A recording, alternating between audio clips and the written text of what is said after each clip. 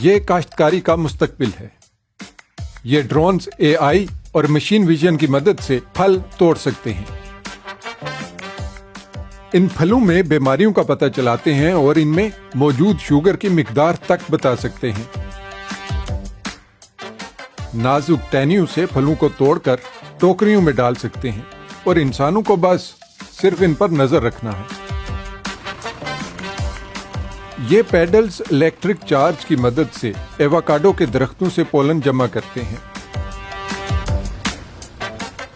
بلوم x algorithms pollination کے بہترین وقت کا اندازہ لگا سکتے ہیں۔ اس سے پیداوار 40% تک بڑھ سکتی ہے۔ کسانوں کی مدد کے لیے ٹیکنالوجی اشد ضروری ہے کیونکہ انہیں کئی مسائل کا سامنا ہے۔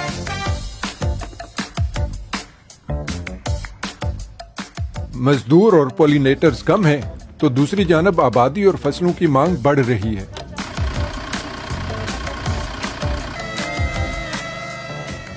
اسی لیے اسرائیل میں ٹیک انوویشن بڑھ رہی ہے۔ ایگری ٹیک کی 500 سے زائد کمپنیاں رجسٹر ہو چکی ہیں کیونکہ